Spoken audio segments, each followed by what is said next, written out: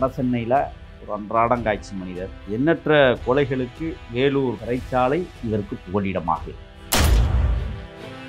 அந்த காதுகுத்து திருவிழா தான் ஒரு பெரிய அவர் வட்டச் செயலாளருங்கிறதுனால அதிமுக கூட்டங்கள் அடிக்கடி அந்த பகுதியில் நடக்கும். மேடையில் ஏறி நாகேந்திரன் என்கிற ரவுடி தொடர்ச்சியாக இந்த பகுதிகளில் மக்களை மிரட்டுவது, மக்களிடம் வசூல் செய்வது, இந்த மாதிரி வேலைகளில் பண்ணிகிட்டு இருக்கிறாரு. இது சரியா இல்லை, இது அரசாங்கம் கவனிக்கணும், காவல்துறைக்கும் நாங்கள் உத்தரவிடுறோம்னா அந்த கூட்டத்தில் கடுமையாக பேசி. உதிரும் தலைமுடிக்கு தீர்வு தேடுகின்றீர்களா? சென்னை ஏர் ஸ்டுடியோ கிளினிக்கின் ஏர் டிரான்ஸ்பிளான்ட் சிகிச்சை உங்களை மாற்றி காட்டும். உங்கள் புதிய தோற்றம் இங்கிருந்து தொடங்கும். ஜெயலலிதா என்ன செய்யறாங்கன்னா, நம்ம அந்த மரணத்துக்கு போய் இதுக்கான ஒரு நீதியை வாங்கினா தான் நாளைக்கு நம்ம கட்சியும் காப்பாற்றப்படும், நம்ம தொண்டர்களும் காப்பாற்றப்படுவார்கள் அப்படிங்கிறத நினைச்சு போயிட்டு அவருடைய மரணத்துல அம்மையார் ஜெயலலிதா கலந்துக்கிறாங்க. கிட்டத்தட்ட ஆயிரக்கணக்கான பேர் அந்த இதில் கலந்துட்டு பெரிய ஆர்ப்பரிப்பு. அவருடைய மரணம் வட சென்னையை கலக்கெடுத்த ஒரு மிகப்பெரிய சம்பவம்.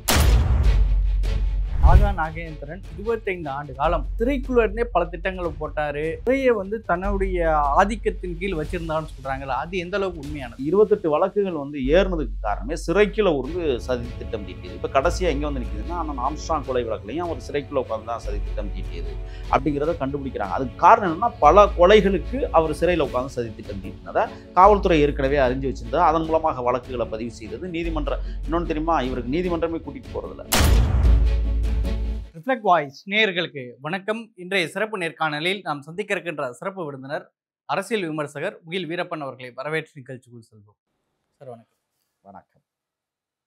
ஆம்ஸ்ட்ராங் கொலை கூட்டத்தினுடைய A1 அக்யூஸ்ட் மற்றும் வடசென்னையினுடைய பிரபல ரவுடி நாகா நாகேந்திரன் அல்லது நாகன் அழைக்கப்படக்கூடிய அவர் இன்னைக்கு மருத்துவ சிகிச்சையில் ஏற்கனவே ஆகஸ்ட் மாதத்துலேயே இருந்துட்டு இருக்கதா, கல்லீரல் சிகிச்சை இருக்கதா வந்துட்டு இருந்துச்சு. இந்த நிலையில் இன்னைக்கு அவர் உயிரிழந்து இருக்கிறாரு. முதல்ல அதோடைய பின்னணியெல்லாம் பார்க்கறதுக்கு முன்னாடி முதல்ல யார் அந்த நாகேந்திரன்? கருப்பர் நகரத்தின் தங்க தலைவன். மண்ணை விட்டு மறைந்து கிட்டத்தட்ட 1.5 ஆண்டுகளுக்கு மேலாகி போனது. சில பேர் அனுபவித்து சாவார்கள், சில பேர் அப்படியே சாவார்கள், சில பேர் அனுபவித்து கொண்டிருக்கிற போதே சாவார்கள். இந்த மரணம் அனுபவித்து கொண்டிருக்கிற போதே மரணம். வழக்கை எண்ணற்ற கொலைகளுக்கு வேலூர் சிறைச்சாலை இவருக்கு புகலிடமாக இருக்கிறது. யார் அந்த நாகேந்திரன்? வட சென்னையில் பொன்னுசாமின்னு ஒருத்தர் ஹார்பரில் வேலை செஞ்ச ஒரு மனிதர், ஒரு அன்றாடங்காய்ச்சி மனிதர். ஹார்பரில் வேலை செய்யும் போதே அவருக்கு 3 ஆம்பளை பசங்க, 2 பொம்பளை பிள்ளை, அமைதியான குடும்பம், பொருளாதாரத்தில் வளர்ந்து வருகிற குடும்பம், நல்ல நிலைமைக்கு உருவான குடும்பம். வியாசார்பாடிக்கும் பக்கத்தில் சத்தியமூர்த்தி நகரில் எளிமையாக வாழ்ந்த குடும்பம். ஹார்பர் வேலைக்கு பிறகு அந்த குடும்பம் வசதி படைச்ச உடனே பணப்புழக்கம் நிறைய வருது. படிடான்னு சொல்கிறாரு, 6ஆவதுக்கு மேலே தாண்டலை. பாக்ஸிங்கில் ரொம்ப நம்ம மேலே போயிடலாம் அப்படின்னு நினச்சிக்கிட்டு இருந்த அந்த உடல்வாக கட்டமைப்பு, அதுதான் அவருக்கு ஒரு பெரிய திருப்பு முனையாக மாறுச்சு. நான் நினைக்கிறேன் கால்பந்தாட்ட வீரரும் கூட வியாசர்பாடியில் இருக்கிற அந்த பெரிய மைதானத்தில் அடிக்கடி கால்பந்து விளையாடுவதை வழக்கமாக வைத்திருந்த நாகேந்திரன், அதாவது 6ஆம் வகுப்பு மட்டுமே படித்திருக்கிறார். அதை தாண்டி அவருக்கு படிப்பு ஏறல. ஏன்னா படிப்பு வரலைன்னு ஓப்பனாக சொல்லிட்டாரு. பாக்ஸருக்கு பழகுறாரு. இந்த பாக்ஸர் கொஞ்சம் தீவிரத்தனத்தை உருவாக்குவது. நான் பாக்ஸர் பயிற்சி எடுக்கிற போது நம்ம யார் சீண்டுவார், நாம் தான் பெரிய ஆள் அப்படிங்கிற அந்த மன ஓட்டம் உள்ள அவருக்குள்ளே ஓடி இருக்குது. அப்படி ஓடியதனுடைய விளைவு தான் பிறகு பல பாக்ஸர்களை அவர் சந்தித்திருக்கிறார். முதல் பாக்ஸர் சுப்பையா என்கிற ஒரு நபருக்கும் பெஞ்சமின் என்கிற இன்னொருத்தருக்கும் நடந்த யுத்தம். நீங்கள் வியாசர்பாடி போனீங்கன்னா தெரியும். கிழக்கு மேற்கு 2 பிரிவாக பிரித்து வைக்கப்பட்டிருக்கிறது. ஒன்று பர்மாவிலிருந்து வந்த தமிழர் அகதிகளாக வந்தவர்கள், முழுக்க முழுக்க சாதிய வெறியோடும் சாதிய கண்ணோட்டத்தோடும் இருக்கக்கூடிய ஒரு சமூக கட்டமைப்பை சார்ந்தவர்கள். இன்னொரு பக்கம் கிழக்கு பக்கம் நீங்கள் பார்த்தீங்கன்னு சொன்னால் அவங்க தொல்குடி வகுப்பை சார்ந்தவர்கள், பறையர்கள். அவர்கள் அந்த நிலத்தின் பூர்வீக குடிகள். கலைஞர் கருணாநிதி என்ன செஞ்சார்னா, அந்த பர்மா தமிழ் அகதிகள் என்கிற அவர்களை கொண்டு வியாசர்பாடியில் ஒரு கம்மாய்க்கில் ஒன்றாந்து இறக்கி குடிசையை போட வச்சார். அதுவே நாளடைவில் நகரங்களாக மாற்றப்பட்டது. இன்றைக்கி அது பெரிய நகரம். கிட்டத்தட்ட 2000க்கும் மேற்பட்ட ஈழத்தாது பர்மா தமிழர்கள் அங்கே வாழ்ந்து கொண்டிருக்கிறார்கள். அவர்களின் அடையாளம் தான் பர்மா பசார். பர்மா பசாரில் போய் நண்பர்கள் எல்லாரும் ஒன்றா தான் இருந்து போயிருக்கிறாங்க. அப்போல்லாம் வந்து அந்த பர்மா பசாருடைய சில இளைஞர்கள் வந்து உள்ள சாதிய மேன்மைத்துவத்தோடு இருக்கிறவங்க, சாதிய வெறியோடு இருக்கிறவங்களும் இருந்திருக்காங்க. இடையில சகோதரத்துவத்தோடும் பழகக்கூடியவர்கள் இருந்தாங்க. அந்த மாதிரி சகோதரத்துவத்தோடு பழகக்கூடிய நண்பர்களோடு கூட்டு சேர்ந்த நாகேந்திரன் இயல்பாகவே தன் வாழ்வியலை அப்பா சம்பாத்தியத்தில் ஊதாரித்தனமாக சுத்தாமல் ஒழுங்காக தான் இருந்தார். இதில் சுப்பையாங்கிற அந்த மனிதர் வந்து பர்மா அகதிகள் பக்கமும், பெஞ்சமின் என்கிறவர் கிழக்கு பகுதியில் இருக்கிற குடியிருப்புக்கு ஒரு தாதாவாகவும், இந்த சாதி தான் இதுக்கு அடிப்படை காரணம். கீழே நம்ம நோண்டி எடுத்தோம்னா அதுதான் வருது. நீங்கள் இப்போவும் போனீங்கன்னா வந்து பர்மா அந்த அகதிகள் என்று சொல்லக்கூடிய இப்போ இந்த நாட்டின் பூர்வீக குடியில் ஆகிட்டாங்க. அவங்களுக்கு வாக்குரிமை கொடுத்தாச்சு, எல்லா வசதியும் பண்ணி கொடுத்துட்டாங்க. நிலங்கள் வாங்கி அவங்கவுங்க பெரிய பெரிய மாடிகளை கட்டி சொகுசாக வாழ்ந்துட்டு இருக்கிறாங்க. உழைப்பாளர்கள் மாற்று கருத்தில் உழைக்கிறாங்க, நிறைய உழைக்கிறாங்க. அதில் இஸ்லாமியர்களும் கலந்துருக்கிறார். நீங்கள் அங்கே போனீங்கன்னா இப்போவும் வந்து பசுமன் தேவர் திருமகனார் சிலை வந்து வெங்கலத்திலே வச்சுருப்பாங்க. அந்த மக்கள் அவர் மேலே அவ்வளோ பாசம் வச்சுருக்கிறதுக்கு காரணம் பின்னாடி சாதி வெறி தான். இப்போ இந்த இடத்துல அந்த பெஞ்சமினுக்கும் சுப்பையாவுக்கும் ஒரு பெரிய தகராறு இருக்குது. அது சாதிய தகராறு தான். நீ பெரியவனா நான் பெரியவனா, டே நீ அங்கேருந்து வந்தவன் நான் இங்கே உருவானவன் அப்படிங்கிற ஒரு பெரிய விஷயம் ஓடிக்கிட்டு இருந்தது. இந்த மாதிரி ஒரு விஷயத்தில் தான் பெஞ்சமின் பக்கம் வந்து வெள்ளை ரவி, உங்களுக்கு தெரியும் நினைக்கிறேன், வெள்ளை ரவி வந்து பெஞ்சமின் பக்கம் நின்று நினைக்கிறேன். அதுக்கு காரணம் வெள்ளை ரவியும் அந்த சமூகத்தை சார்ந்தவர். இந்த வெள்ளை ரவிக்கு பக்கபலமாக இருந்தவர் தான் நாகேந்திரன். அதாவது பாக்ஸிங்கில் எல்லாம் ஒன்றா பழகிட்டு தெரிஞ்சதுனால ஒரு இயல்பான நட்பாக தொடங்கியது வந்து அது இவ்வளோ பெரிய இடத்துக்கு போகும்னு ஒரு நாளும் நாகேந்திரன் நினைக்கல. இந்த மாதிரி இதில் தான் 1990 சர்மா நகரை சேர்ந்த விசி என்கிற ரவுடி, மிகப்பெரிய வட சென்னை ரவுடியாக வலம் வந்தவர். அவர்கிட்ட இருந்து தான் வெள்ளை ரவி மூலமாக வந்து அறிமுகப்படுத்துகிறார் நாகேந்திரன். இப்போ இது எப்படி அமையும்? கூடா நட்பு கேடில் முடியும் என்பதைப் போல விசியோடு கொஞ்சம் காலம் இருக்கிறாரு. அதுக்கப்புறம் வெள்ளை ரவியோட அவர் கூட்டு செஞ்சுக்கிறார். வெள்ளை ரவி வந்து இன்றைக்கும் பார்த்தீங்கன்னா அந்த வியாசர்பாடி சதுக்கம் ஒன்று இருக்கும். அந்த சதுக்கத்துக்கிட்ட பார்த்தீங்கன்னா ஒரு கோயில் கட்டியிருக்காங்க. காளியம்மா கோயிலோ மாரியம்மா கோயிலோ ஒரு கோயில் இருக்குது. அது வெள்ளை ரவி தான் வந்து கட்டுறாரு. அது அந்த அந்த செம்மரம் பாருங்கள், அந்த காலகட்டங்களில் செம்மரங்கள் கடத்தல் தொழில் மிக பிரபலமாக திருப்பதி பகுதிகளில் காடுகள்லாம் நடந்தது. இந்த மாதிரி வேலையெல்லாம் கொஞ்சம் கொஞ்சம் செய்ய ஆரம்பிக்கிறாங்க. பணம் நிறைய வருது. இப்போ அங்கே இருக்கிற அந்த கோயிலை வந்து என்ன செய்கிறாருன்னா மக்களுடைய பயன்பாட்டிற்கு கட்ட வேண்டும் என்பதற்காக வெள்ளை ரவி வந்து ஒரு கோயிலை கட்டுறாரு. அப்போ அதற்கு முழு பக்கபலமாக இருந்தவர் தான் நாகேந்திரன். யார் வந்தாலும் நம்ம பார்த்துக்குவோம் அப்படிங்கிற ரீதியில், ஏன்னா மனசுக்குள்ளே ஒன்று ஓடிக்கிட்டு இருக்குல்ல, பாக்ஸர் ப்ளஸ்ஸு ரவுடிங்கிற ஒரு விஷயம் உள்ளே ஓடிக்கிட்டு இருக்கிறதுனால ரவுடிசத்தை வெளியில் காட்டணும். நம்ம பாக்ஸர் என்பது எல்லாருக்கும் தெரியும், ரவுடிசம் என்பது எல்லாருக்கும் தெரியணுங்கிறதுல அந்த கோயிலில் முன்னாடி இன்றைக்கும் அந்த கோயில் பார்த்திங்கன்னா பாதி கட்டப்பட்ட நிலையிலே கிடக்குது பல ஆண்டுகளாக. அது எப்படின்னா வெள்ளை ரவி அந்த என்கவுண்டருக்கு பிறகு வந்து இன்னும் அந்த கோயிலை வந்து யாரும் கட்டி எழுப்பலை. அதற்கு பிறகு கூட கருப்பர் நகரத்தின் தங்கத்தலைவன் ஆம்ஸ்ட்ராங் கூட சொன்னாராம், அப்போ அந்த கோயிலை நான் கட்டித்தரேன், அதுக்கு உண்டான செலவு எவ்வளவு எல்லாம் மதிப்பீடு பண்ணுங்கள் அப்படிங்கிற மாதிரி கூட சொல்லியிருக்காங்க. மக்கள் பயன்பாட்டிற்கு அது சும்மா தான் கிடக்கு, ஏதாவது பயன்படட்டுமே அப்படிங்கிற ரீதியில். அவர் பௌத்தத்தை விரும்பினாலும் கூட இந்து திருத்தலம் அப்படின்னு சொல்ல முடியாது, தமிழர் திருத்தலம். ஏன்னா காளியம்மா மாரியம்மாங்கிறது அந்த வகையில் தான் வருது. அதை கட்டுவதற்கான ஒப்புதலையும் அவர் கொடுத்துருக்கிறார். அது அவர் இறப்பிற்கு பிறகு அப்படியே போடப்பட்டிருக்கிறது. இந்த மாதிரி விஷயங்கள் போயிட்டு இருக்கும்போது தான் இப்போ என்ன செய்கிறார் இவர், அவங்களுக்கு வந்து சகோதரிகள், நான் ஏற்கனவே சொன்னதை போல் 3 சகோதரிகள் இருக்கிறாங்க. அதில் மூத்த சகோதரியுடைய மகளுக்கு காதணி விழா. அப்போ தாய்மாமன் அந்த சீருங்கிறது மிக விமர்சையாக கொண்டாடப்படுற ஒரு விஷயமா இருந்திருக்கு. அப்போ வந்து முக்கியமான அந்த வட சென்னையில் இருக்கிற முக்கியமான வெள்ளை ரவியாக இருக்கட்டும் அல்லது விஜயா இருக்கட்டும், எல்லோரும் கலந்து கொள்ளுகிற வகையில் மிகப்பெரிய ஒரு விழாவை இவர் தான் ஏற்பாடு பண்ணுறாரு.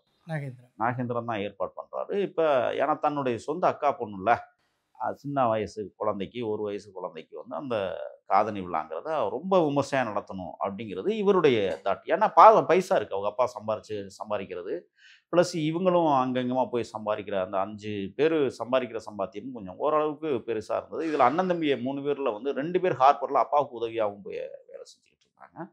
அதனால் வருமானம் செழிப்போடு அப்போவே அந்த காலத்திலேயே வியாசர்பாடியில் ஒரு 3 அடுக்கு கட்டிடத்தை கட்டுவதற்கான போதுமான அளவிற்கு வசதி படைத்தவர்களாக இந்த குடும்பம் இருந்தது. இப்போ இந்த காதுகுத்து திருவிழா தான் ஒரு பெரிய திருப்புமுனையும். இப்போ அந்த விழாவில் கலந்து கொண்டவர்கள் கிட்டத்தட்ட நூற்றுக்கணக்கான பேர் கலந்து கொண்டு அன்னைக்கு பயங்கர விருந்து. அப்போ என்ன செய்கிறாங்கன்னா, எல்லாருக்கும் காசு கொடுத்து அவங்கவுங்க போய் சாப்பிட்டுங்க. அப்போ அந்த காலத்துலலாம் நீங்கள் அதிமுக ஆட்சியில் பார்த்தீங்கன்னு வச்சுக்கங்களேன், இந்த மாதிரி டாஸ்மார்க் அப்படிங்கிறதெல்லாம் கிடையாது. எல்லாமே வந்து எவன் கோடீஸ்வரன், எவனுக்கு டெண்டர் விழுகுதோ அவன் வந்து எடுத்துக்கலாம். அப்படித்தான் வந்து என்ன செய்கிறாங்கன்னா, வியாசர்பாடியில் வந்து ஒருத்தர் இருக்கிறார் அதிமுக சார்பில் ஸ்டான்லி ஆறுமுகம்ங்கிறவர். அந்த ஏரியாவில் வந்து கொஞ்சம் அந்த வட்டச் செயலாளராகவும் களப்பணியாற்றுகிறார். இப்போ இவர் வந்து என்ன செய்கிறாருன்னா, அந்த வியாசர்பாடியில் பார் அண்டு ஒயின் ஷாப் வச்சு நடத்துகிறாரு. அப்போ இவருடைய ஆட்கள், யாருடைய ஆட்கள், நாகேந்திரனுடைய ஆட்கள் பொடியன்கள்லாம் போய் அங்கே என்ன செய்கிறாங்கன்னா, இந்த மாதிரி அண்ணன் சொல்லிவிட்டாங்க, இங்கே வாங்கிட்டு வர சொன்னாங்க அப்படிங்கிற ஒரு விஷயத்த ஒரு 3 பேர் போய் கேட்குறாங்க. அதுக்கு ஸ்டான்லி ஆறுமுகம் வந்து சொல்லிட்டாரு, யாருப்பா அது, அப்படின்லாம் பண்ண முடியாதுப்பா, ஓசியிலலாம் இங்கே பிடிக்க முடியாது அப்படிங்கிற மாதிரி போயிருக்காங்க. என் பேரை சொன்னியாடானுங்க, சொன்னேன்னே அப்படின்னா, அப்படியா என் பேரை சொல்லி வந்தாலும் கொடுக்கல, சரி பார்த்துக்குவோம் அப்படின்ட்டு இப்படி கொஞ்சம் உரசல் இப்போ தான் தொடங்குது. கொஞ்சம் கொஞ்சமாக ஸ்டான்லி ஆறுமுகத்துக்கும் நாகேந்திரனுக்கும் ஒரு பெரிய உரசல் தொடங்குது. இந்த உரசல் எப்படி ஆகுதுன்னு சொன்னால், அவர் வட்டச் செயலாளருங்கிறதுனால அதிமுக கூட்டங்கள் அடிக்கடி அந்த பகுதியில் நடக்கும்போது மேடையில் ஏறி நாகேந்திரன் என்கிற ரவுடி வந்து தொடர்ச்சியாக இந்த பகுதிகளில் வந்து மக்களை மிரட்டுவது, மக்களிடம் வந்து வசூல் செய்வது, இந்த மாதிரி வேலைகளில் பண்ணிக்கிட்டு இருக்கிறாரு. இது வந்து சரியா இல்லை, இது வந்து அரசாங்கம் கவனிக்கணும், காவல்துறைக்கும் நாங்கள் வந்து உத்தரவிடுறோம்னா அந்த கூட்டத்தில் வந்து கடுமையாக பேசுகிறாரு. இது பெரும் ஆத்திரத்தை இன்னும் கொஞ்சம் உருவாக்குது. என்னடா தொடர்ச்சியாக இந்த மாதிரி நடக்கிறத எப்படி பார்த்துக்கிட்டு சகித்து கொண்டு இருக்க முடியும் அப்படிங்கிற ரீதியில் தான் இப்போ வந்து நாகேந்திரன் வந்து அவரை போட்டு தள்ளணும் அப்படிங்கிற ஒரு முடிவுக்கு வராங்க. சேரா இப்போ வந்து நீங்கள் பார்த்தீங்கன்னா, சேரான்னு ஒரு பெரிய ரவுடி, அவர் வந்து என்ன பர்மா அகதிகள் முகாமில் பக்கம் உள்ளவர். அவர் வந்து அந்த காலகட்டங்களில் வந்து மிகப்பெரிய ரவுடியாக சேரா வலம் வந்தார். இப்போ பார்த்தீங்கன்னா, சேராவுக்கும் வெள்ளை ரவிக்குமே ஒரு மிகப்பெரிய போட்டி உள்ளே நடந்துக்கிட்டு இருக்கு. இப்போ இந்த நேரத்தில் வந்து சேராவை நீ போடுறதா நான் போடுறதா அப்படிங்கிற ரீதியில் பெரும் போட்டி நடக்கும்போது தான் சேரா வந்து பல முறை காவல்துறை கைது செய்திருந்தாலும் கூட அப்போலாம் அந்த A+ குற்றவாளி 1+ குற்றவாளி எல்லாம் காவல்துறை ரவுடி அவ்வளோதான், ஒட்டு மொத்தமாக ரவுடி பட்டியலில் வச்சுருப்பாங்க. இப்போ இந்த சேரா என்ன பண்ணுறாருன்னா, சில பேருடைய உயிருக்கு அச்சுறுத்தல் வருகிறது அப்படிங்கிறத உணர்ந்து மதுரை பக்கம் போய் செட்டில் ஆகிட்டார். அங்கே ஏதோ வணிக நிறுவனம் வச்சுக்கிட்டு அங்கே இப்போவும் அவர் இருப்பதாக தான் சொல்கிறாங்க. பட் மதுரை பக்கம் ஓடிப்பிட்டார், இங்கே இல்லை.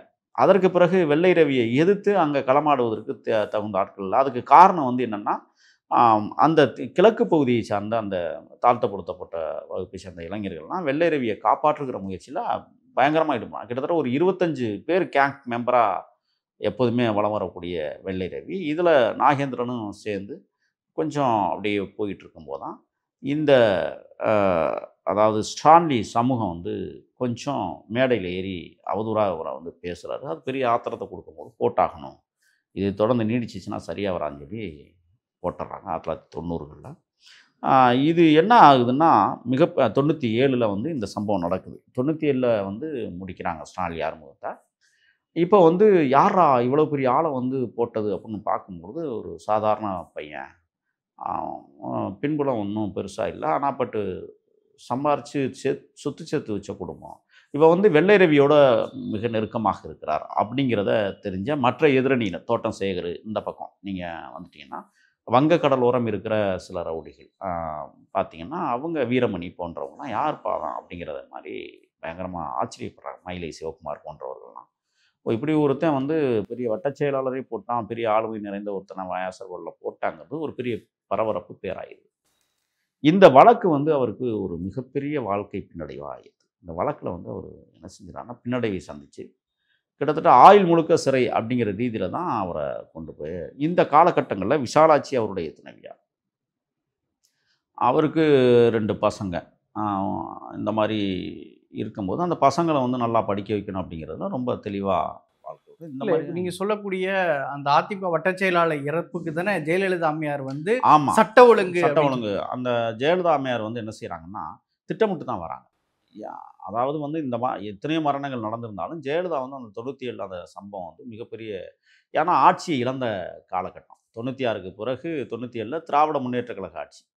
இந்த விஷயத்தில் வந்து நம்ம கட்சிக்காரன் ஒருத்தன், ஏன்னா அந்த நேரங்களில் வந்து அதிமுகவுக்கு ஒரு பெரிய பின்னடைவு ஏற்பட்ட காலகட்டம். தேர்தல் தோல்வி, உள்ளாட்சி தேர்தல் தோல்வி, திமுகவினுடைய கை படுபயங்கரமாக உயர்ந்திருந்த நேரம். வட சென்னையில் வந்து நம்ம கட்சிக்காரரையே வந்து போடுற அளவுக்கு வந்திருக்குன்னா, அப்போ திமுக இதுக்கு பின்னால் இருந்து இயக்கியிருக்குமா அப்படிங்கிற ரீதியிலையும் ஜெயலலிதா வந்து என்ன செய்கிறாங்கன்னா, நம்ம அந்த மரணத்துக்கு போய் இதுக்கான ஒரு நீதியை வாங்கினா தான் நாளைக்கு வந்து நம்ம கட்சியும் காப்பாற்றப்படும், நம்ம தொண்டர்களும் காப்பாற்றப்படுவார்கள் அப்படிங்கிற நினச்சி போயிட்டு அவருடைய அந்த மரணத்தில் வந்து இவங்க அம்மையார் ஜெயலலிதா கலந்துக்கிறாங்க. கிட்டத்தட்ட ஆயிரக்கணக்கான பேர் அந்த இதில் கலந்துக்கிட்டு பெரிய ஆர்ப்பரிப்பு. அவருடைய மரணம் என்பது வட சென்னையை கலக்கி எடுத்த ஒரு மிகப்பெரிய சம்பவம் அது.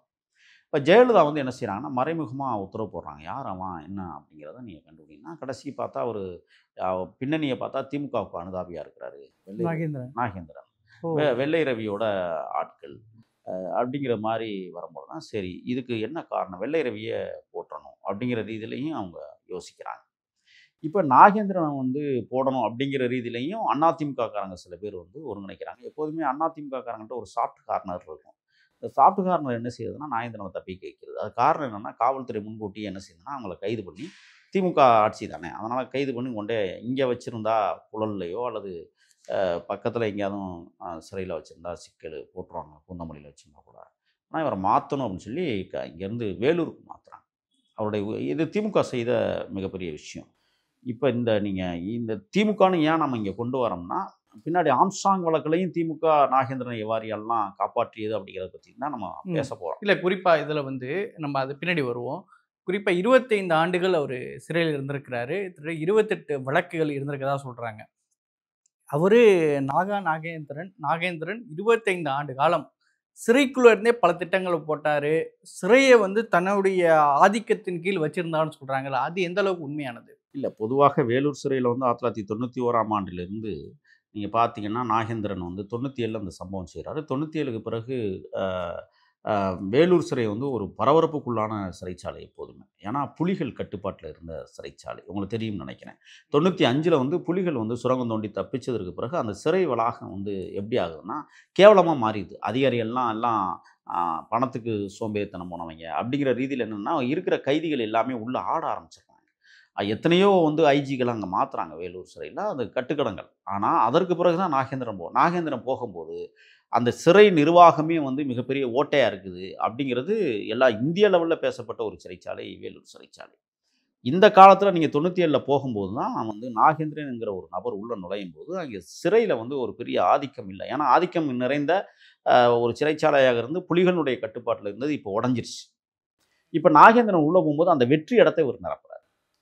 அந்த வெற்றி இடத்தை எப்படி நிரப்புறாருன்னு சொன்னால், காவல்துறையே கைகளை போட்டு காவல்துறை சில பேர் காவல்துறையை மிரட்டி இருக்கிறது பயங்கரமாக சிறைக்குள்ளே வச்சு. நீங்கள் அது எப்போ வர நீளுதுன்னு சொன்னால் இன்றைக்கி வர நின்றுருக்கு. வேலூர் சிறையில் வந்து நாகேந்திரன் தாண்டி வேறு ஏன் வந்து புழல் சிறையில் வைக்கலைன்னா, மணல்மேடு சங்கருடைய முக்கிய தளபதிகள் வந்து இங்கே புழல் சிறையில் தான் இருக்கிறாங்க. எப்போதுமே புழல் சிறையில் இருக்கிற அந்த மணல்மேடு சங்கருடைய அந்த அடிவருடிகள், அவருடைய தொண்டர்கள், அவங்களுக்கும் இந்த நாகேந்திரனுக்கும் ஒத்து வராது. ஆனால் ஒரே சமூகத்தவர்களாக இருந்தாலும் ஒத்து வராது. காரணம் என்னென்னா, நம்ம சமூகத்துக்குள்ளேயே இவன் சில பேரை போடுறான் அப்படிங்கிற அதனுடைய எடுத்துக்காட்டு தான் அண்ணன் ஆம்ஸ்ட்ராங் விஷயமெல்லாம். நீங்கள் அதை கவனிச்சுக்கிட்டே வந்தீங்கன்னா தெரியும் உங்களுக்கு. அந்த ஆள் வந்து கூலிக்கு கொலை பண்ணலை, ஆனால் கட்சி என்ன சொல்லுதோ அதை செஞ்சிருவார். இதில் தான் ரொம்ப மும்முரமாக இருந்திருக்கிறாரு. இப்போ இந்த வேலூர் சிறையில் வந்து அவருடைய ஆதிக்கம் கொஞ்சம் கொஞ்சமாக எப்படி வளருதுன்னு சொன்னால், உள்ளே இருந்தே சதித்திட்டங்களை திட்டுவது கொஞ்சம் கில்லாடி. அது கடைசி வரை அவர்கிட்ட இருந்துச்சு. அந்த மாதிரி ஒரு போலீஸ்காரனை கொன்ன வழக்கு நாகேந்திரன் மேலே இருக்குது. மொத்தம் நீங்கள் குறிப்பிட்டதை போல் 28 வழக்குகள். அதில் வந்து கிட்டத்தட்ட 23 கொலை வழக்குகள் இவர் மீது பதிவு செய்யப்பட்டு சிறைக்கு போனதுக்கப்புறம் அப்புறம் இன்னொன்று என்னென்னா, அதில் இன்னொரு விஷயமும் இருக்குது. அதிமுக ஆட்சி வருகிற போது வேண்டுமென்றே எங்கேயாவது வெளியில் கொலை நடந்துச்சுன்னா சதித்திட்டம் தீட்டியது இவர் தான் அப்படின்னு சிறைக்குள்ளே வச்சு தீட்டினார் அப்படின்னு சொல்லி வேணுமேனே வழக்குகள் போட்ட வரலாறுகளும் உண்டுன்னு சொல்லப்படுது. இப்போ நீங்கள் அவருக்கு 28 வழக்குகள் வந்து ஏறினதுக்கு காரணமே சிறைக்குள்ள இருந்து சதி திட்டம் தீட்டியது. இப்போ கடைசியாக எங்கே வந்து நிற்குதுன்னா, அண்ணன் ஆம்ஸ்ட்ராங் கொலை வழக்குலையும் அவர் சிறைக்குள்ள உட்காந்து தான் சதி திட்டம் தீட்டியது அப்படிங்கிறத கண்டுபிடிக்கிறாங்க. அதுக்கு காரணம் என்னன்னா, பல கொலைகளுக்கு அவர் சிறையில் உட்காந்து சதி திட்டம் தீட்டினதை காவல்துறை ஏற்கனவே அறிஞ்சு வச்சிருந்தது. அதன் மூலமாக வழக்குகளை பதிவு செய்தது. இன்னொன்று தெரியுமா, இவருக்கு நீதிமன்றமே கூட்டிகிட்டு போகிறதில்ல, கான்ஃபரன்சிங் மூலமாகவே வந்து நீதிமன்றம் வந்து அவருக்கு வந்து என்ன செய்யும்னா, விசாரணை அடுத்த வாரம் அல்லது 15 நாள் அடுத்த மாதம் இப்படி போட்டுக்கிட்டே தான் அவரை வெளியிலே கொண்டு வரல. அதுக்கு காரணம் என்னன்னா, அந்த செல்வாக்கை வந்து அவர் சிறையில் வந்து குறைச்சிக்கவே இல்லை. காவல்துறை அதிகாரிகளும் கூட அதுக்கு உடந்தையாக உள்ள இருந்து செயல்பட்டார்கள். இப்போ இவருடைய பிள்ளைகளான அஸ்வத்தாமன் மற்றும் அஜித் ராஜா 2 பேர் இருக்காங்க. இவங்க 2 பேரையும் வழக்கறிஞருக்கு படிக்க வைக்கிறார். சிறைக்குள்ள இருந்து தான் அது யாருடைய வழிகாட்டல்னா, காவல்துறையுடைய மிக மூத்த உயர் அதிகாரிகளுடைய ஆலோசனையின்படியும் அவருடைய வழிகாட்டுதலின்படியும் தான் இப்போ நீங்கள் வந்து இவர் ஆயுள் தண்டனை கைதியாக மாறுறாரு. இப்போ அவருக்கு அங்கே வந்து உள்ள வேலை கொடுத்துருந்தாங்க. அந்த வேலையை வந்து அவர் செய்ய மாட்டார். இவருடைய பேரை வச்சு 2, 3 பேர் வேலை செஞ்சு அதுக்கான ஊதியத்தை அவர் பெற்றுட்டுருவார். அந்த பசங்களுக்கு ஏதோ 1, 2 கொடுப்பார். அந்த மாதிரி தான் போயிட்டு இருந்தது. இது இல்லாமல் வெளியில் ஏற்கனவே வந்து மிகப்பெரிய செல்வந்தர் அப்படிங்கிறதுனால காசு புழக்கத்திற்கு வந்து தடை எதுவும் கிடையாது. அது காவல்துறையை விலைக்கு வாங்கலாம், சிறைத்துறையும் விலைக்கு வாங்கலாம். அந்த அளவுக்கு அவங்கள்ட்ட பொருளாதாரம் குஞ்சு இருந்ததுனால இவருக்கான அந்த விஷயங்கள் உயர்ந்து தான் நின்றுச்சு. அங்கேயும் வந்து மோட்டிவேஷனில் வந்து அதாவது அல்லுமா போராளிகள் கூட அங்கே வேலூர் சிறையில் இருக்கும்போது அவங்களுக்கும் நாகேந்திரனுக்கும் கூட மிகப்பெரிய முரண்பாடுகள் உள்ள சிறைக்கிலே வந்திருக்கு.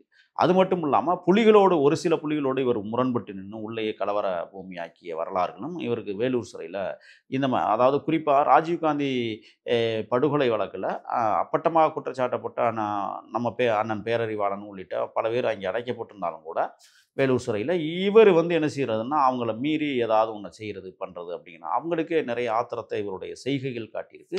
உளவுத்துறை மற்றும் சிறைத்துறைகிட்டோட அவங்க வந்து பல இடங்களில் வந்து புகார் மனு செய்திருக்கிறாங்க இவர் மேலே. அவர் கொஞ்சம் அடக்குங்க, இல்லைன்னா நாங்கள் அடக்க வேண்டியது இருக்கும் அப்படிங்கிறது கூட பல முறை இந்த சம்பவங்கள்லாம் வேலூர் சிறையில் நடந்த அனுபவங்கள் இருக்குது. இப்போ என்ன ஆச்சுன்னா, தன்னுடைய மனைவியான விசாலாட்சி வந்து என்ன செய்கிறாங்கன்னா, புருஷன் தான் இப்படி போயிட்டாரு, நம்ம பிள்ளைகளையாவது ஒழுங்காக வளர்த்துருக்குன்னு சொல்லிட்டு வழக்கறிஞருக்கு ரொம்ப வெளியிலேருந்தே அவங்கள படிக்க வச்சு ஆளாக்கணும் அப்படிங்கிற ரீதியில் கொண்டு வராங்க.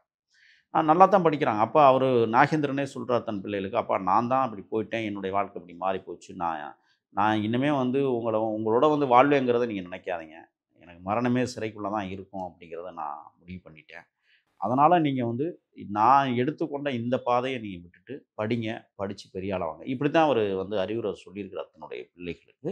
பிள்ளைகளும் அதே மாதிரி தான் வந்து படிச்சிருக்கிறாங்க. இந்த மாதிரி போயிட்டுருக்கும்போது 1999 தான் அந்த ஸ்டான்லி ஆறுமுகம் வழக்கில் வந்து ஒரு பெரிய தீர்ப்பாகுது. எத்தனை ஆயுள் முழுக்க சிறை அப்படிங்கிறது. பல பெருந்தகை பேரறிஞர் அண்ணாவுடைய பிறந்தநாளுக்கு கூட இவரை விடுதலை செய்யணும் அப்படின்னு சொல்லி சில பேர் வந்து போராடினாங்க. அப்போ அதை பற்றியும் பேசுனாங்க. அது வந்து ஏன்னா உளவுத்துறை வந்து என்ன பண்ணிட்டாங்கன்னா, அவரை வெளியில் விடக்கூடாது, விட்டால் பல்வேறு சிக்கல்களை வந்து உருவாக்கும் அப்படிங்கிறதுல அவங்க வந்து ரிட் மனு தாக்கல் பண்ணிகிட்டே இருந்தாங்க. அவரை விடுதலை செய்யக்கூடாதுன்னு. இந்த காலகட்டங்களில் தான் அவர் கிட்டத்தட்ட 2000னா கிட்டத்தட்ட 20 ஆண்டுகளுக்கு பிறகு வந்து அவருக்கான அந்த கல்லீரல் பாதிப்பு நோய், சிறுநீரக பாதிப்பு நோய் வந்து வலுவாகுது கொஞ்சம் கொஞ்சமாக. அதுக்கு காரணம் என்னென்னா, அந்த சிறைச்சாலையினுடைய உணவு முறைகளும் ஒரு காரணமாக இருக்கும். ஏன்னா அங்கே பெரிய ஊட்டச்சத்து நிறைந்த உணவு முறைகளை கொடுக்க மாட்டாங்க. இந்த மாதிரியான ஒரு சூழலில் தான் நீங்கள் இப்படிலாம் போயிட்டு இருக்கும்போது ஒரு பாதிரியாரை கொள்வதற்கும் அங்கே உள்ள உட்காந்து ஸ்கெட்ச் போட்டிருக்காரு, கிறித்தவ பாதிரியாரை. அது வந்து படுகொலை ஆயிடுது. அந்த வழக்கு இவர் மேலே பதிவு வரும்போது தான் இன்னும் மேற்கொண்டு அவர் வந்து என்ன செய்கிறாருன்னா, அதாவது எல்லாம் வெளியில் கட்டி உள்ளே நம்ம இருப்போம் அப்படிங்கிற ரீதியில் அதில் வந்து வெளியில் வந்து என்ன செய்கிறாருன்னா, அவருடைய தங்கச்சியை பயன்படுத்துகிறார். அவர் ஸ்கெட்ச் போட்டு கொடுத்து அதை முடிச்சிட்டாங்கன்னா, அந்த பண பரிவர்த்தனை அப்படி நடக்கும்ல, ஒரு விஷயம் முடிச்சாச்சுன்னா அது எல்லாமே அவங்க தங்கச்சி இவங்க 2 பேரையும் வச்சுமே வந்து முடிவு பண்ணுறாங்க. தங்கை கற்பகமும் வந்து இந்த வேலையை வந்து பண்ணியிருக்காங்க அண்ணனுக்கு ஆதரவாக. பிறகு அந்த கற்பகம் வந்து ஜனவரி மாதம் 9ஆம் தேதி ஆம்ஸ்ட்ராங் அண்ணன் கொலை வழக்கில் வந்து கைது செய்யப்படுறாங்க. இப்போ அதுக்கு முன்னாடியே நீங்கள் அஸ்வத்தாமன் வந்து ஜூலை மாதத்துலேயே வந்து ஜூலை ஆகஸ்ட்டில் வந்து ஜூலை 14 வந்து திருவேங்கடம் என்பவர் வந்து படுகொலை செய்யப்படுறார். இந்த படுகொலை செய்யப்பட்டதற்கு பிறகு தான் இதற்கு பின்னால் ஒளிந்திருக்கிற மர்ம சக்தி யார்? குறிப்பாக வந்து ஆம்ஸ்ட்ராங்குக்கும் நாகா நாகேந்திரனுக்கும் என்ன பிரச்சனை இருந்தது? இல்லை, பொதுவாக வந்து நிலம் சம்பந்தப்பட்ட பிரச்சனைன்னு சொல்லப்படுது. அது இப்போ உங்களுக்கு தெளிவாக சொல்லணும்னு சொன்னால், பொன்வண்டு சோப்பு நிறுவனத்துக்கான ஒரு ஆட்டையை போட்ட இடம். அந்த ஆட்டையை போட்ட இடத்த வந்து திருவள்ளூர் மாவட்டத்தில் வந்து என்ன செய்கிறாங்கன்னா, வந்து அஸ்வத்தாமன் என்ன பண்ணுறாருன்னா, இது வந்து சிறையில் இருக்கிற நாகேந்திரனுக்கு இந்த தகவல் போகுது. இந்த மாதிரி வந்து அந்த இடம் ஆட்டை போட்ட இடம். ஆனால் பல கோடி ரூபாய்க்கு விற்க போகிறாங்க. போலி டாக்குமெண்ட்டில் தான் எல்லாம் நடந்திருக்கு. அப்படிங்கிறதுல இந்த தகவல் வந்தோடனே நாகேந்திரன் இப்போ என்ன பண்ணுறாரு, ஒண்ணு இடத்த ஆட்டை போடு, இல்லைன்னா அதில் 10 ஏக்கர் நிலத்த கேளு அப்படின்னு என்ன செய்கிறாருன்னா, தன்னுடைய மகனை சிறைக்கு வர வச்சு முதல்ல பேசுகிறாரு. அதுக்கப்புறம் வந்து பார்த்தீங்கன்னா, அதே ஸ்டான்லி மருத்துவமனைக்கு இவர் உடல் அந்த சிறுநீரக சிகிச்சைக்கு இங்கே வர்றாரு. ஐசியூவில் வச்சுருக்காங்க. ஐசியூவில் வச்சிருக்கும் போதே மகன் போய் அப்பாவை சந்திக்கிறதுக்கு உரிமை இருக்குல்ல. அப்படி போய் சந்திக்கும் போது தான் அப்போ வந்து இந்த பொன்வண்டு சோப்பு நிறுவனத்தினுடைய இடத்த பற்றி பேசுகிறாங்க. பேசும்போது அந்த இடத்த ஒன்று ஆட்டை போடு, இல்லை அவன் யாருன்னு மிரட்டி விட்டுரு, இல்லை நான் சொன்னேன்னு சொல்லு. ஆனால் இன்னொன்று என்னென்னா, நாகேந்திரனுக்கு வந்து உள்ளே இருந்தே எல்லாருக்கும் ஃபோன் செய்து பேசக்கூடிய அளவிற்கு வசதியையும் காவல்துறை கொடுத்துருக்கு. அந்த வசதியின் ஏற்பாட்டில் தான் என்னென்னா, பொன்வண்டு சோப்பு நிறுவனத்தாருடைய அந்த முதலாளிகிட்டேயே வந்து மிரட்டியிருக்கிறாரு. என்னடா என்ன அப்படிங்கிறத சிறைக்குள்ள இருந்தே தான் மிரட்டியிருக்கிறாரு. அவங்க பயந்துட்டு என்ன செய்கிறாங்கன்னா, நேராக ஆம்ஸ்ட்ராங்கிட்ட வர்றாங்க. இந்த மாதிரி வந்து எங்களுக்கு இந்த பிரச்சனை வருது, நீங்கள் கொஞ்சம் பார்த்துக்குங்க அப்படின்னா. இதுக்கிடையில் வந்து என்ன செய்கிறாருன்னா, அதுக்கு முன்னாடி இன்னொரு பிரச்சனையும் இதுக்குள்ளே வருது. என்னென்னா, அதாவது அஸ்வத்தாமன் வந்து ஆம்ஸ்ட்ராங்கோட நெருங்கி பழகுறாரு. அதை வந்து ஆம்ஸ்ட்ராங் வந்து நெருங்கி பழகின உடனே, சரி ஓகே நம்ம தம்பி தான், அஸ்வத்தாமனை கூப்பிட்டு அறிவுரை வாங்க வா, அப்பா வாழ்க்கை போயிடுச்சு சிறையில், நீ அப்படி மாறிடக்கூடாது, ஒழுங்காக இரும், உனக்கு என்ன தேவையோ நான் பின்னாடி இருந்து பண்ணுறேன், நீ தைரியமாக ஒரு பெரிய தேசிய கட்சியில் நீ மாநில பொறுப்பில் ஒரு இளைஞரணி செயலாளராக இருக்க, நீ தைரியமாக நீ அரசியல் பண்ணு வேணான்னு சொல்லலாம், நீ வந்து அந்த மாதிரி சொத்துக்களை நீ எடுக்கிறத விட வேறு மாதிரி நானே வழிகாட்டுறேன், அந்த மாதிரி செய்யின்னு சொல்லி பல தடவை சொல்லியிருக்கிறார். அப்போ அஸ்வத்தாமன் என்னன்னா மனசுக்குள்ளேயே, எனக்கே நீ வந்து பாடம் இருக்கிறியா, நான் யாருங்கிறது உனக்கு தெரிஞ்சே நீ பாடம் இருக்கிறியா இல்லையாங்கிறத மனசுக்குள்ளே ஒரு வெறியை உருவாக்குறேன். நான் வந்து என் வாழ்க்கையில் நான் பார்த்த ஒரு காட்சி, கண்கொள்ளா காட்சின்னு தான் சொல்லணும். அதை அண்ணன் ஆம்ஸ்ட்ராங்கினுடைய மகள் 1ஆம் ஆண்டு பிறந்த நாள் விழாவில் இதே அஸ்வத்தாமனும் அண்ணன் ஆம்ஸ்ட்ராங்கு கட்டிப்பிடித்து முத்தம் கொடுத்த அந்த மேடை நிகழ்ச்சியெல்லாம் நான் கண்ணார பார்த்தேன். இவ்வளவு நெருக்கமாக இருந்தாங்க. அப்போ அந்த அறிவுரையை வந்து அவர் என்ன செஞ்சிட்டாருன்னா, அந்த ஆலோசனையையும் அறிவுரையையும் வெறித்தனமாக எடுத்துக்கிட்டார். இதை தந்தைகிட்ட சொல்கிறாரு. இந்த மாதிரி சொல்கிறாருப்பா, அவன்லாம் யாரா அவன், அதாவது அவர் சிறைக்கு போய் பல வருஷம் ஆச்சு. நீங்கள் பார்த்தீங்கன்னா 25 வயசு பையனாக இருக்கும்போது வந்து அண்ணன் ஆம்ஸ்ட்ராங்கை பார்த்துட்டு போயிருப்பார், இல்லை பார்க்காம கூட போயிருப்பார். ஆனால் அவருடைய எல்லைக்கோடுகள் எது, அவர் எங்கே இருக்கிறாரு, எங்கே வாழ்கிறாரு, அவருடைய நடவடிக்கை என்ன அப்படிங்கிறது சிறைக்குள்ளே இருக்கிற நாகேந்திரனுக்கு எப்படி தெரியணும் அப்படிங்கிற ஒரு கேள்வி இருக்குல்ல. இது வந்து காவல்துறை மூலமாக நாகேந்திரனுக்கு செய்திகள் போகிறது. இந்த மாதிரி வந்து வட சென்னையில் வந்து இன்றைக்கி கட்டுப்பாட்டில் வச்சுருக்கிறது ஆம்ஸ்ட்ராங் தான். அது மட்டும் இல்லை, அவன் வந்து பூவை மூர்த்தியாரனுடைய வம்சாவளி தோன்றலாம் இன்றைக்கி வந்துட்டு இருக்கிறாரு, பௌத்தத்தை தழுவியவர் அப்படிலாம் எல்லாமே சொல்லப்பட்டிருக்கு. இப்போ இங்கே என்ன நடக்குதுன்னு சொன்னால், அஸ்வத்தாமன் வந்து அந்த பொன்வண்டு சோப்பு நிறுவனத்தினுடைய 10 ஏக்கரை கொடு, இல்லைன்னா 10 ஏக்கருக்குள்ள தொகையான 20 கோடியை கொடுக்குது. இந்த மோட்டிவேஷன் வந்து உச்சத்துக்கு வருது. இந்த மோட்டிவேஷனில் என்ன நடக்குதுன்னா, ஆம்ஸ்ட்ராங்கை கூப்பிட்டு கடுமையாக கண்டிச்சிருக்காரு. இதிலேருந்து நீ விலகிக்கோ, தலையிட்டினா விபரீதம் ஆயிரும் அப்படிங்கிற மாதிரி ஒன்று. ரெண்டாவது வந்து இப்போ இந்த பாருங்கள், இந்த நிதி வசூல் பண்ணி பல கோடி ரூபா கொள்ளையடிச்சாங்க ஒரு நிறுவனம், ஆருத்ரா. இந்த பிரச்சனையும் வந்து எப்படி போகுதுன்னா, அஸ்வத்தாமன் வந்து ஆருத்ரா நிறுவனத்திற்கு சப்போர்ட்டிவாக வந்து களமிறக்கப்படுகிறார். அது திட்டமிட்டு செல்வப்பெருந்தகையின் மூலமாகத்தான் அந்த களமிறக்கப்படுகிறது. அப்போ ஆருத்ரா நிறுவனத்துக்கு ஏற்கனவே வந்து நீங்கள் வந்து அமைச்சர் சேகர் பாபு, செல்வப்பெருந்தகை இவங்க எல்லாம் ஒன்றாமே இருக்கிறாங்க. இதை விட என்னென்னா, எஸ்ஏ அப்படிங்கிற ஒரு பேரில் இந்த பழைய தாது பொருட்கள், இரும்பு பொருட்களை எடுக்கிற ஒரு நிறுவனத்தில் செல்வப்பெருந்தகையும் அஸ்வத்தாமனும் இணைந்தே வேலை செய்கிறாங்க. செல்வப்பெருந்தகை அஸ்வத்தாமன் நிறுவனம், அதுதான் எஸ்ஏ. அப்படிங்கிறதுல கொஞ்சம் இறங்கி அவங்க வந்து ஃபுல்லாக இறங்கி, அதாவது சென்னையிலிருந்து கிட்டத்தட்ட திருவள்ளூர், வேலூர் வரை இருக்கிற பழைய கம்பெனிகளுடைய பழைய பொருட்களை இவர்கள் வந்து ஏலத்துக்கு எடுத்து வியாபாரம் பார்க்குற நிறுவனத்தை தொடங்கும் போது தான், இப்போ அஸ்வத்தாமனுக்கு மாநில பொறுப்பும் கொடுத்தாச்சு, அதனால் இணைந்தே வேலை செய்கிற போது தான் அதை சந்தோஷமாக அவர் ஏற்றுக்கிறார். இப்போ இங்கே என்ன பிரச்சனைன்னா, செல்வப்பெருந்தகை ஏற்கனவே பகுஜன் சமாஜ் கட்சியினுடைய மாநில தலைவராக இருக்கும்போதே சின்ன சின்ன மோதல்கள் வந்து யாருக்கு, அண்ணன் ஆம்ஸ்ட்ராங்க்கும் செல்வப்பெருந்தகைக்கும் நடந்திருக்கு. இதை அறிந்து கொண்ட நாகேந்திரன், அப்படியா நம்ம தம்பியை நம்ம மகனை வளர்த்துருக்கிற செல்வப்பெருந்தகைக்கு இவனும் எதிரியாக இருக்கிறானா அப்படிங்கிற ஒரு கோணத்துலையும் அவன் வந்து பார்க்குறாங்க. இப்போ இந்த விஷயத்தில் என்ன நடக்குதுன்னா, அஸ்வத்தாமனை வந்து அப்பாவை சந்தித்து எல்லாம் ஒரு முடிவெடுத்து அஸ்வத்தாமனின் மூலமாகத்தான் வந்து அண்ணன் ஆம்ஸ்ட்ராங்கை படுகொலை பண்ணணும் அப்படிங்கிற, அதாவது எந்த மகன் நம்ம மாதிரி வந்துடக்கூடாதுன்னு நினச்சாரோ அதே மகனை வந்து பயன்படுத்துகிறார். எல்லாம் பணத்துக்காக தான். நீங்கள் பொன்னொண்டு சோப்பு நிறுவனம் அந்த 10 கோடி 20 கோடி பணமோ அல்லது அந்த 10 ஏக்கர் கொடுத்துருந்தா அண்ணன் ஆம்ஸ்ட்ராங் இறந்திருக்கவே வாய்ப்பில்லை. ஆனால் பிறகு வந்து அந்த பொன்னொண்டு சோப்பு நிறுவனம் கையகப்படுத்திய அந்த நிலங்களை அரசை இப்போ கையகப்படுத்தி வச்சிருச்சு. அது வந்து போலி டாக்குமெண்ட்டு, அது வந்து அரசாங்கத்தினுடைய இடம் அப்படிங்கிறத அரசாங்கம் கையில் எடுத்துருச்சு. இப்போ அது வந்து ஒன்றும் இல்லாமல் போயிடுச்சா, உனக்கும் இல்லை அப்படிங்கிற மாதிரி ஆயிடுச்சு. அன்னைக்கே பொன்னொண்டு சோப்பு இதை செஞ்சுருந்தா பொன்னொண்டு சோப்புக்கு அந்த இடமும் ஆயிருக்கும், ஆனால் ஆம்ஸ்ட்ராங்கும் படுகொலை செய்யப்பட செஞ்சிருக்க வாய்ப்பு இல்லை. அப்போ இந்த மாதிரி சிக்கல்களை தான் உட்காந்து எப்படி திட்டம் தீட்டுறாங்கன்னா, அஸ்வத்தாமன் அவர்கள் ஐசியூவில் இருந்த நாகேந்திரனிடம் எங்கெங்கே அவருடைய வழித்தடங்கள் அப்படிங்கிறத அவருடைய தம்பி மூலமாக, அவருடைய தம்பிக்கு வந்து ஒரு பெரிய டீம் வேலை செய்யுது. எப்போதுமே உள்ளாட்சி தேர்தலில் வந்து நீங்கள் பார்த்தீங்கன்னா, சென்னை மாநகர தேர்தலில் வந்து அவங்க தம்பி அஜித் ராஜா வந்து போட்டியில் இறங்கினார். பாஜக சார்பில் தோல்வி அடைஞ்சார் அந்த இதில். அப்போ அவர் பின்னாடி பார்த்தீங்கன்னா ஒரு 10-20 பேர் எப்போதுமே ஒரு கேக் மெம்பர்ஸ் இருந்துக்கிட்டே இருந்தாங்க. இப்போ இவர்களை பயன்படுத்தி தான் வந்து என்ன ஆம்ஸ்ட்ராங் எங்கெங்கே போகிறாரு, எங்கெங்கே வராரு, இந்த மாதிரி செய்திகளை எடுத்து நாகேந்திரனும் சிறையில் கொண்டே கொடுக்குறாங்க. அது ஒரு வழக்கறிஞரும் அதில் உள்ளே வர்றாருன்னு சொல்கிறாங்க. இப்போ சிபிஐ விசாரணைக்கு இப்போ மாற்றம் செய்யப்பட்டிருக்கு. இதை எதிர்த்து ஆளுகிற திருட்டு மாடல் அரசு திமுக அரசு உச்சநீதிமன்றத்தில் இப்போ ஒரு மனு தாக்கல் பண்ணியிருக்காங்க. அதை வந்து சிபிஐ விசாரணைக்கு உத்தரவிடக்கூடாது அப்படின்னு. இதுலேருந்தே இப்போ அந்த கொலையை யார் செஞ்சதுங்கிறத மக்கள் பார்வைக்கு நம்ம விட்டுருவோம், நம்ம சொல்லக்கூடாதுல்ல. மக்கள் பார்வைக்கு விட்டுருவோம், மக்கள் முடிவெடுக்க போகிறாங்க. சிபிஐயும் களமிறங்க போகுதுங்கிறத நம்ம பார்க்குறோம். இப்போ இந்த இடத்துல பார்த்தீங்கன்னா, ஜூலை மாதம் 14ஆம் தேதி என்கவுண்டரில் கொல்லப்பட்ட திருவேங்கடம் நாகேந்திரனிடம் பலமுறை ஃபோனில் பேசியதாக செய்தி. நம்ம கூட அதில் ஒரு ஆடியோ ரிலீஸ் பண்ணியிருந்தோம். வந்து அது ஒரு பெரிய பரபரப்புக்குள்ளான ஒரு ஆடியோ அது. இப்போ இந்த விஷயத்தில் வந்து பார்த்தீங்கன்னா, திருவேங்கடமும் நாகேந்திரனும், சிறைக்குள் இருக்கிற நாகேந்திரனும் அடிக்கடி பேசிய அந்த ஹிஸ்ட்ரி ஹால் அழைப்பு வரலாறுகளை வந்து எடுத்துட்டாங்க. அதனால தான் நீங்கள் திருவேங்கடம் வந்து என்கவுண்டர் செய்யப்படுகிறார்.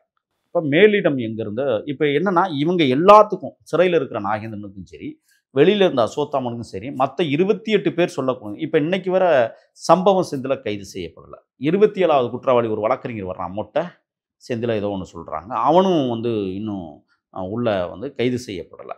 இப்போ இந்த வழக்கை வந்து என்ன செய்கிறாங்கன்னு சொன்னால், தொடர்ச்சியாகவே வந்து அண்ணன் ஆம்ஸ்ட்ராங்குடைய தம்பி வந்து சிபிஐ விசாரணைக்கு கொண்டு போகணும்னு முயற்சி பண்ணுறாரு. ஆனால் அது முடியலை. ஏன்னா போதுமான ஆதாரங்கள் வந்து அவர் கொடுக்காதனால பலமுறை வந்து அது தள்ளுபடி செய்யப்பட்டது. ஆனால் அன்னியார் ஆம்ஸ்ட்ராங் அவர்கள் என்ன பண்ணாங்கன்னா, இந்த வழக்கை சிபிஐக்கு கொண்டு போகணும்னு சொல்லிட்டு பலமுறை வந்து தாக்கல் பண்ணுறாங்க. அதில் ஒரு முக்கியமான சில எவிடன்ஸ்களை ஏன் நாங்கள் வந்து சிபிஐ விசாரணை கோருகிறோம், இதற்கு பின்னால் ஒளிந்திருக்கிற மர்மங்கள் என்ன, நாகேந்திரனை இயக்கியவர்கள் யார், இதில் வந்து கிட்டத்தட்ட பணமாகவே வந்து ஒரு 80 லட்சம் ரூபாய்க்கு வந்து பணமாகவே பரிமாற்றம் நடந்திருக்கு. ஜிபே, ஃபோன்பே, அது கையின் அதாவது எதிரெதிரே கொடுத்த பணம் எத்தனை கோடிகள் இருக்கும் அப்படிங்கிறது தெரியலை. அதனால் இது திட்டமிட்டு வேலூர் சிறையிலிருந்து அரங்கேற்றம் செய்யப்பட்ட ஒரு படுகொலையாக நாங்கள் பார்க்குறோம். இப்போ நாகேந்திரனை இயக்கியது யாருங்கிறது எங்களுக்கு தேவைப்படுது. அதனால தான் 2 அரசியல் தலைவர்கள் பெயர் இதில் அடிபட்டது. ஒன்று செல்வ பெருந்தகை, இன்னொன்று வந்து அமைச்சராக இருக்கிற வந்து ஒரு பேர் என்ன சேகர் பாபு. இவங்க பேர் இப்போ அடிபட்டதுக்கு காரணம் வந்து அஸ்வத்தாமன் வந்து கைது செய்யப்பட்டு அவர் கொடுத்த வாக்குமூலத்தின் அடிப்படையில் தான் இவங்க 2 பேரையும் இப்போ வந்து சிபிசிஐடி சந்தேகப்பட்டது.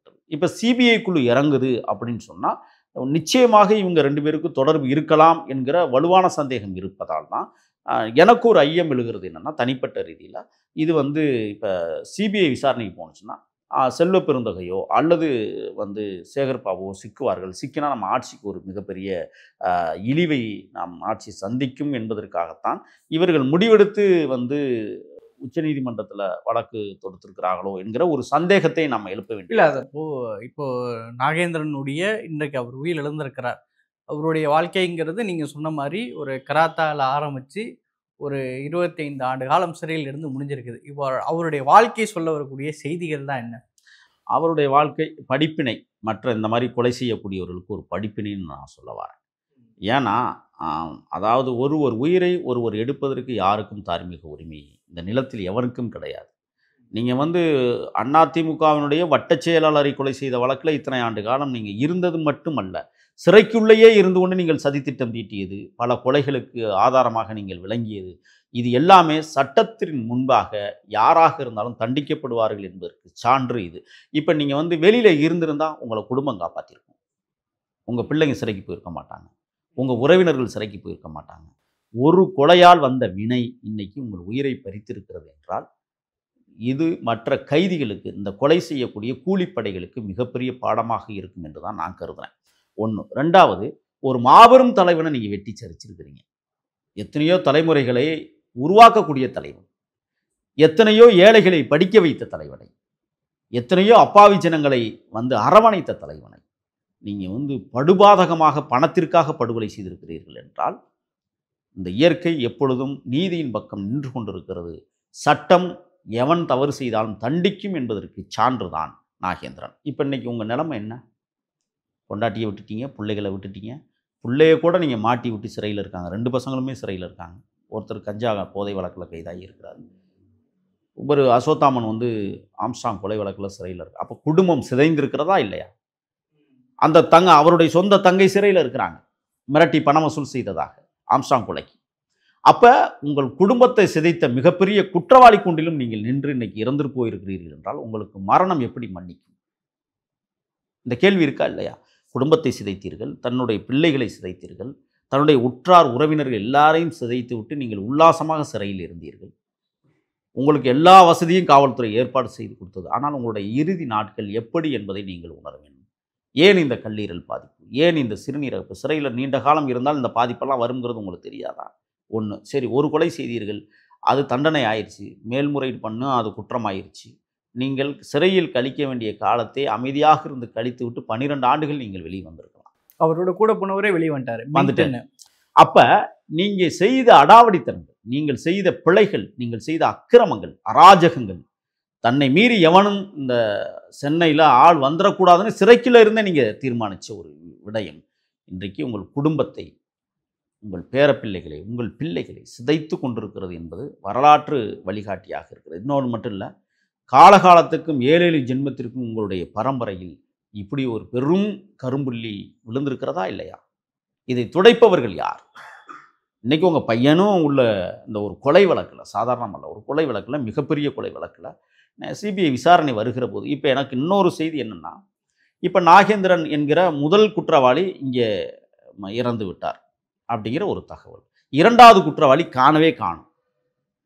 3வது குற்றவாளி என்ன வந்து திருவேங்கடம் படுகொலை. 27வது குற்றவாளி தலைமறைவு. இப்போ இந்த வழக்கை வந்து சிபிசிஐடி விசாரித்த எந்த லட்சணத்தில் விசாரிக்குங்கிறது, சிபிசிஐடி விசாரித்த நாம் பேசி கொண்டிருக்கிறோம்ல, இந்த பேசி கொண்டிருக்கிற நேரத்தில் எடுத்துக்காட்டுக்கு ஒன்று சொல்கிறேன். வேங்க வயலில் மலந்தண்ணி குடித்து மலத்தை கலந்தவர்களே மலந்தண்ணி குடித்தார்கள் என்ற குற்றச்சாட்டை கொண்டு வந்து குடித்தவர்களை குற்றவாளியாக்கிய அரசு இந்த அரசு. ஆனால் இன்றைக்கி மதுரை மாவட்டத்தில் ஒரு இடத்துல இதே போல் வந்து நீர்த்தேக்க தொட்டியில் மலம் கலந்திருக்கு. அன்னைக்கு உண்மையான குற்றவாளிகள் யார் என்பதை உலகத்திற்கு இந்த அரசு சொல்லியிருக்குமே. ஆனால் மதுரையில் இது போன்ற சம்பவம் நடக்க வாய்ப்பு இருக்கிறதா? ஏன் நான் இதை வந்து கொண்டாந்து உள்ள திணிக்கிறேன்னு சொன்னால், இந்த அரசு தொடர்ச்சியாக பிழை செய்து கொண்டிருக்கிறது. கொலையாளிகளை காப்பாற்றுகிறது, குற்றவாளிகளை காப்பாற்றுவதற்கு துணிச்சலாக இந்த அரசு. அதுக்கு எடுத்துக்காட்டு ஸ்ரீமதி மரண வழக்கு. அதை நம்ம இந்த குற்றவாளிகளை காப்பாற்றி இருக்கிறது இந்த அரசு. அப்போ இப்போவும் பார்த்தீங்கன்னு சொன்னால், இந்த அண்ணன் ஆம்ஸ்ட்ராங் கொலை வழக்கிலையும் இவரை காப்பாற்றுவது, ஏன்னா அவர் திமுகக்கார் நாகேந்திரன், இவர்களை தொடர்ச்சியாக காப்பாற்றுவதற்கு இந்த திமுக வந்து பல வகைகளில் இது பண்ணுச்சு. ஆனால் இயற்கை சும்மா விடுமா? இயற்கை தண்டனை கொடுத்திருக்கிறது. இந்த தண்டனை இன்றைக்கு ஸ்டான்லி மருத்துவமனையில் கொடுக்கப்பட்டிருக்கிறது என்றால், அதாவது ஒருத்தன் நல்லவன் அப்படின்னா, நல்ல சாவு அப்படின்னா போவான், பேசுவான், ஒரு அரை மணி நேரத்தில் நெஞ்சு வலிக்குதுமா படுப்பான், முடிஞ்சு போகும். ஆனால் இவர்கள் மருத்துவமனையிலேயே மரண போராட்டத்தை நடத்திய மனிதர் நாகேந்திரன். பல கட்டங்களாக இன்றைக்கி இந்த அரசு முதல் குற்றவாளியை இழக்க வைக்கிறது. அப்படி என்றால் இந்த வழக்கு எந்த நிலைமையில் இருக்கும் என்பதை நாம் பார்க்கணும். இப்போ ஆம்ஸ்ட்ராங் அன்னை மரண வழக்கு என்பது எந்த ரூபத்தில் போய் முடிய போகுதுன்னு தெரியல. சிபிஐ விசாரணை உள்ளே இறங்குமானால் இப்போ நாகேந்திரனை இயக்கியது யார் என்பது கேள்விக்குறியாகுதுல்ல, நாகேந்திரனுக்கு பணம் கொடுத்தது யாருங்கிறது கேள்விக்குறியாகுதில்ல, சம்பவம் செந்தில் வந்து எப்படி நாகேந்திரனுக்கு பணம் அனுப்பினான் என்கிறது கேள்விக்குறியாகுதில்ல, திருவேங்கடம் என்னவெல்லாம் நாகேந்திரனுக்கு, சிறைக்குள்ளே இருக்கிற நாகேந்திரனுக்கு பேசினான் என்பது கேள்விக்குறியாகுதில்ல, அஸ்வத்தாமன் எப்படி தன் தந்தையை இயக்கினார் அல்லது தந்தை எப்படி அஸ்வத்தாமனை இயக்கினார் என்பது மிகப்பெரிய கேள்விக்குறியாக இருக்குதுல்ல.